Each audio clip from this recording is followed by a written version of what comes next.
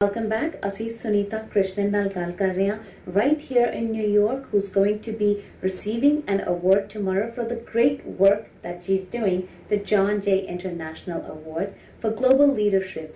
And ਜਿਸ ਤਰ੍ਹਾਂ ਤੁਸੀਂ ਦੇਖ ਰਹੇ ਹੋਣੇ, ਤੁਸੀਂ ਸੁਣਿਆ ਸੀਗਾ what her life story was, and ਇਹਨਾਂ ਦੀ circumstances ਦੀ ਵਜ੍ਹਾ ਨਾਲ she ended up in the profession that she is, where she's helping so many people out there.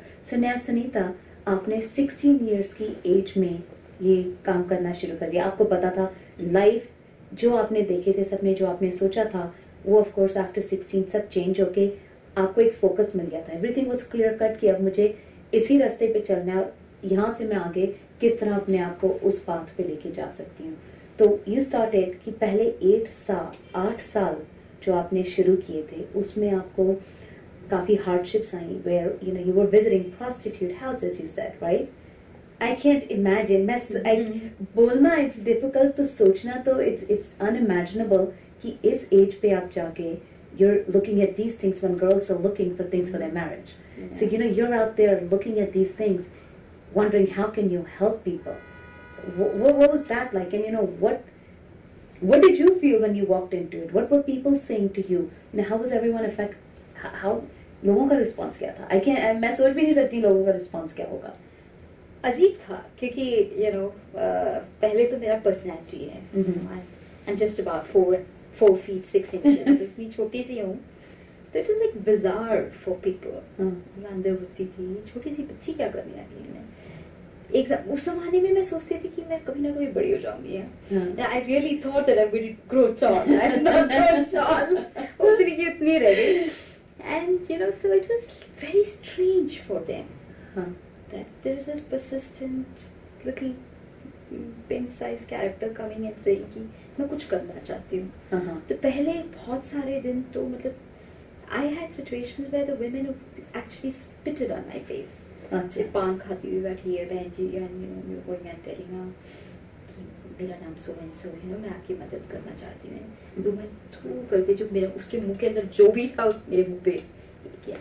Pimps looked at you with all kinds of suspicion and आते थे पहले they thought क्या फंडा है इसका, but then repeated going.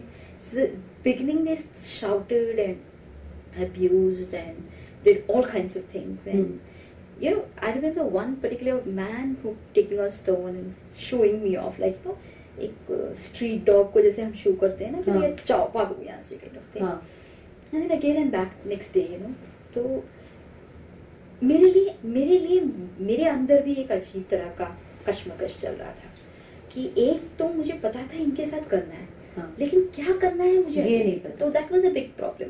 अगर उसमें clarity होता तो शायद इतना टेंशन नहीं होता कि भाई एटलीस्ट बोल सकती थी मैं ये करना चाहती हूँ आपके साथ. Nothing was there. So I like every day भी क्या कुछ करना चाहती हूँ, क्या करना चाहती हूँ मैं खुद बता रही नहीं पता. And they like beginning took some time कि भाई अब्यूज मी, फाउल माउथ और बहुत कुछ चला. Then they give up on me in terms of necessary evil, जैसा ना कुछ आ रही है जा रही है, harmless character, आने दो जाने दो. Some of them felt, few especially pimps and brokers actually felt sorry for me. अच्छा. They couldn't understand what is my funda, and I also could not explain to them what is my funda. Pimps और brokers जो वहाँ के दलाल थे, वहाँ पे थे. उस समय मैं देखती थी औरतें अंदर जा रही हैं. मतलब एक ऐसा इलाका था जहाँ just not a red light area, just street prostitution place. ठीक, तो ये कस्टमर्स को लेके कहीं अंदर घुसेंगे फिर बाहर आएंगे.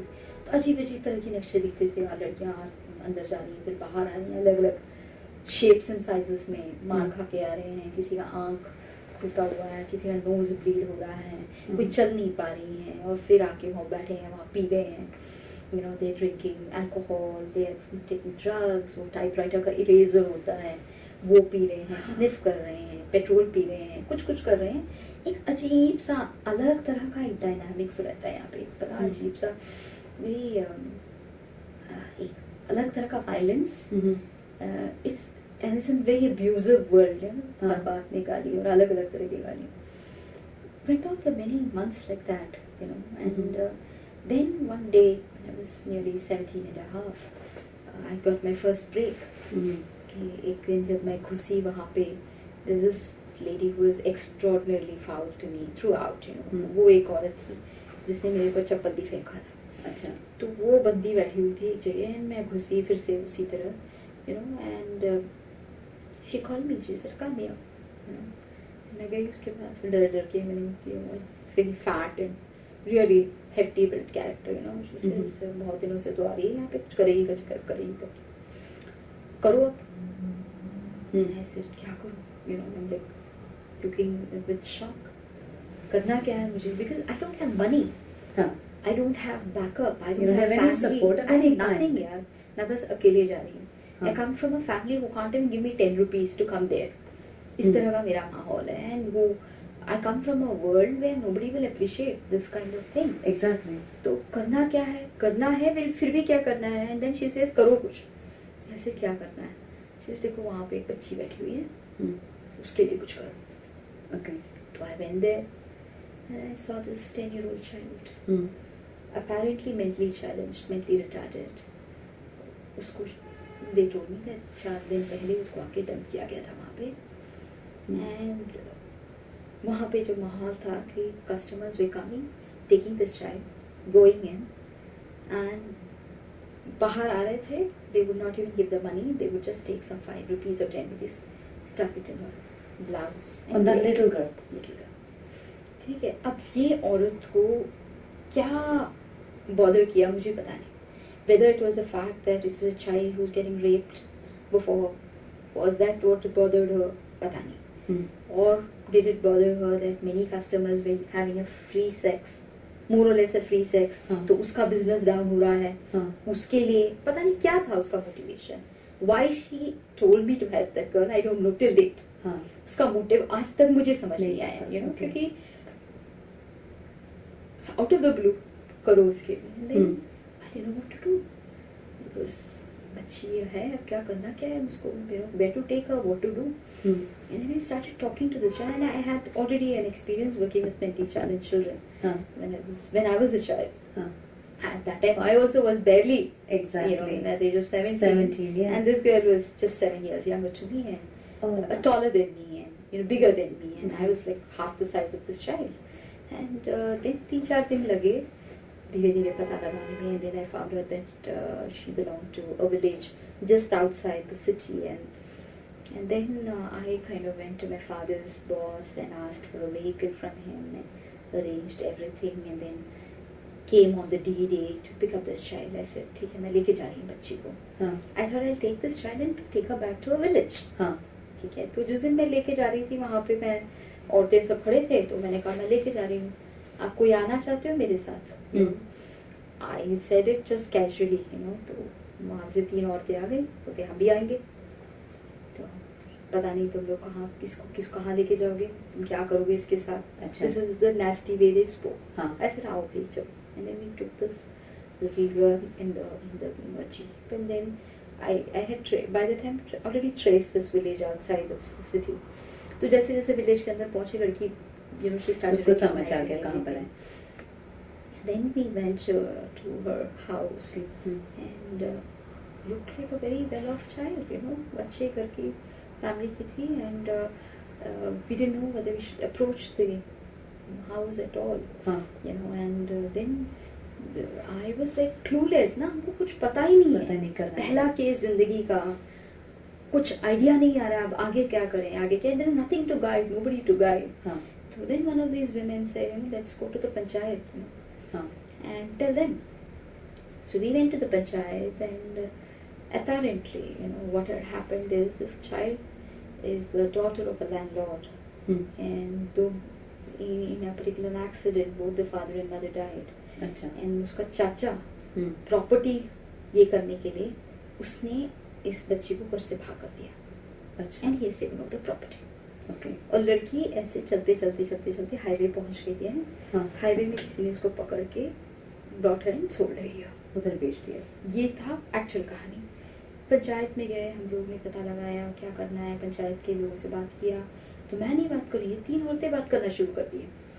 Suddenly they took over. They were like the heroines of the day. पर उनका बात करने का तरीका भी अलग होगा. बहुत, you know, there was this radical transformation of those 3 women. Then they started telling all kind of cock and bull stories to the panchayat कि भाई हम लोग सब एक कॉलोनी में रहते हैं और उस कॉलोनी में लड़की अपना रास्ता भूल करके आ गई और ये जो मैडम है that is me, you know, because I was the only one who could speak English and you know थोड़ी posh दिखती थी कि ये मैडम है, ये मदद कर रही है. So I was made like a heroine out of the order and things like that. And then इसको कुछ हुआ नहीं. The girl was raped at least 100 times by the time I saw her. और ये जो 3 औरतें बता रही हैं उनको कि नहीं इसको कुछ नहीं हुआ है, बहुत पाक है, बहुत you know she is pure as water and everything. इस मैडम ने इसको शरण दिया था, हम लोग सब इसकी देखभाल किए हैं. We brought her back, you know, we were restoring her to the family. And we don't know what to do. Family से बात करना हम चाहते नहीं, हम चाहते कि पंचायत से काम करें. तो पंचायत ने चाचे को बुलाया, उस पंचायत में बहुत सारी सुनवाई हुई. Then the child was handed over to the चाचा with the system of monitoring from the panchayat की देखेंगे बच्ची को ठीक. मेरी जिंदगी का पहला केस था. उस केस ने मेरी आंखें अलग तरह से खोली. You know, I till that time 1 साल तक जो मैंने इस औरतों का चेहरा देखा था, it was a totally different one. And then I saw a chehra for that 3 hours, 4 hours, just totally different. इन औरतों को there is no reason that they should help anybody else. उनको कोई जरूरत ही नहीं है क्योंकि दुनिया ने उनके साथ इतनी जिल्लतें की हैं, इतनी गंदगी दी है दुनिया ने. उनके अंदर गंदगी के सिवाय कुछ और होने की जरूरत ही नहीं है. You know, क्योंकि हम लोग के साथ छोटे छोटे चीजें होते हैं, हम लोग इतने बिटर हो जाते हैं कि भैया इसने थोड़ा सा हमको दुखा दिया, हम बस जिंदगी भर उसके ऊपर दुश्मनी लगाएंगे. इन औरतों के साथ बस बिट्रेयल ही हुआ है. किसी ऐसे कोई एक ऐसा बंदा नहीं है जो इसके बारे में अच्छा सोचा है. ठीक है, इसकी मजबूरियों को तो किसी ने समझा ही नहीं. उसको जो मिला है दुनिया से वो है लातें, गालियां and absolute black mark on हर थिंग. और this person has the generosity of the spirit to give back. वो वहां खड़ी है, लड़ रही है बच्ची के लिए, यू नो, जो आपने कभी एक्सपेक्ट भी नहीं किया होगा कि ये मेरे लिए खुद एक अनएक्सपेक्टेड थिंग था. मेरे लिए एक absolutely you know radical you know happening था क्योंकि मैं समझ नहीं, मेरे को पता था इनके साथ काम करना है लेकिन इनके अंदर क्या है ये मुझे ये नहीं पता था. And then I saw humanity in the worst, you know, group of people whom people would call the worst group, and that's when I realized, yes, you know, if this is there, they're far better than the larger world. Exactly. You know, पूरे दुनिया के लोग एक बच्ची को rape होते हुए देख के भी अनजान मार लेंगे, लेकिन ये लोग नहीं मारे. Yeah.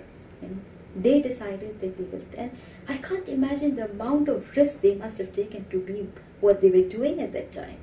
And being there, and the amount of risk they were taking, standing there before the village head, and you know, that is the day that transformed me. And I think today, you know, that is the day that made me realize the power of these people. And that's when I realized that in this pain को थोड़ा churn किया जाए ना, extraordinary power बाहर आ सकता है. Which went a long way in my journey, you know, क्योंकि जब मैंने आगे अपनी संस्था प्रज्वला शुरू की, this is the strength that I was depending on. उसके बाद it became a cakewalk for me. Okay. मैं जब वापस आई, then everybody just embraced me. All these women. Then I became their general guide, mentor. You know, everybody used to call me, and really it's a funny thing. 17 साल की उम्र में मेरे नाम के साथ मैडम जुड़ा है. And I'm 39 now. I still have that name, madam.